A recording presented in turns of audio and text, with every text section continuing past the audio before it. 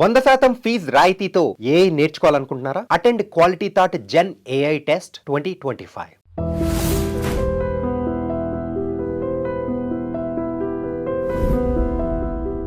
మన ఇంటర్వ్యూలో బ్రహ్మాజీ గారు చెప్పారు, ఆయనతో సినిమా తీయడానికి ఒక అతి చిన్న కారణం కేవలం నేను భోజనం తినిపించినందుకు నా మీద కోట్లు పెట్టి సినిమా తీశారు అని చెప్పారు. ఎంతవరకు నిజం అది?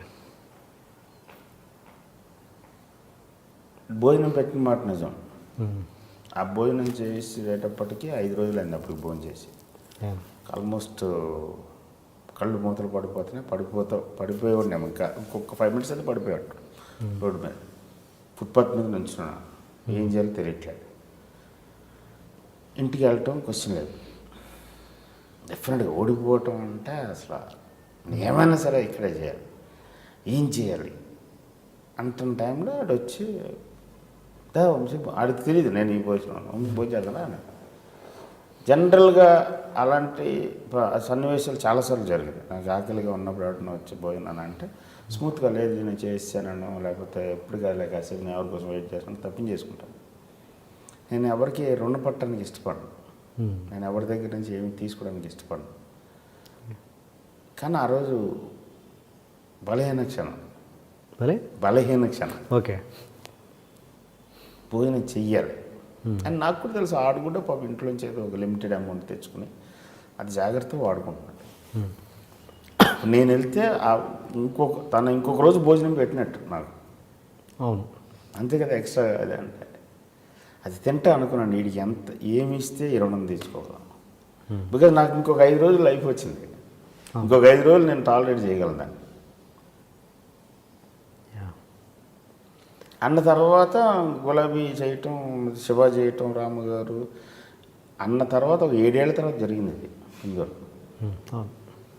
సో నిన్నే పిల్లాడితో తీస్తున్నప్పుడు నెక్స్ట్ ఇలాంటి సినిమా తీద్దామని ఒక ఐడియా వచ్చినప్పుడు ఎవరైతే కరెక్ట్ అని అనుకున్నప్పుడు ఎవరు కరెక్ట్ అనుకున్నప్పుడు వీడియో ఎందుకు చేయకూడదు? అది is a good actor and friend and I know personal rapport ఉంది. ప్లస్ వీడి నా మీద ఒక బర్డెన్ ఉంది. This is one of the factors. అంతేగాని దీనికోసమని ఆడు కాకపోయినా ఇవ్వలే, ఆడు సరిపోతాడు అనిపించింది. బట్ మీరు అన్నట్టు స్టార్తో తీస్తే డబ్బులు వస్తాయి, దీంతో తీస్తే సాటిస్ఫాక్షన్ వస్తుంది. నన్ను నేను తిట్టుకోకలేదు. నిజంగా అంటే అంత ఆకలి రోజులు అప్పుడు ఎందుకున్నాయి అంటే ఇంటి నుంచి డబ్బులు తీసుకునే లేదు, ప్లస్ ఈవెన్ అసిస్టెంట్ డైరెక్టర్గా ఇంకా చేయలేదు, ఎవరు పెట్టుకోవట్లేదు. ఎవరికైనా సరే ఎలా పెట్టుకుంటారు ఎలా తెలుస్తుంది? జస్ట్ వెళ్ళి ఒకసారి కలిస్తే నేను అసిస్టెంట్ డైరెక్టర్ పనిచేస్తున్నానంటే నా దగ్గరికి వాళ్ళు రోజుకు 20-30 మంది వస్తుంటారు. ఎలా తెలుస్తుంది నాకు అందులో ఎవరు ఉన్నారో ఎలా తెలుస్తుంది?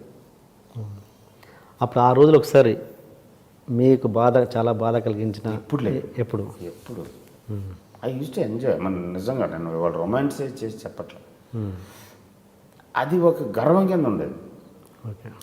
మనం ఫైట్ చేస్తున్నాం, trying to achieve something, trying to go somewhere. ఇవి ఉండాలి, ఇవి లేకపోతే కష్టం. బికాజ్ అది నాకు చాలా హెల్ప్ అయింది తర్వాత ఇప్పటికి కూడా.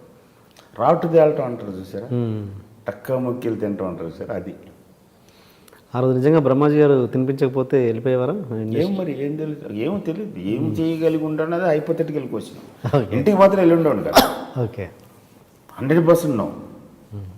మేబీ ఏదైనా ఒక చిన్న జాబ్లో జాయిన్ అయిపోయి ఉన్నాము, ఏ పెట్రోల్ బంక్లోనో ఎక్కడో జాయిన్ అయ్యి ఒక 4 రోజులు కొంచెం శక్తి పుంజుకొని మళ్ళీ ట్రై చేసి ఉన్నాము. నేను ఫిక్స్ అయిపోయాను, సినిమాల్లో ఉండాలి ఎలాగానే.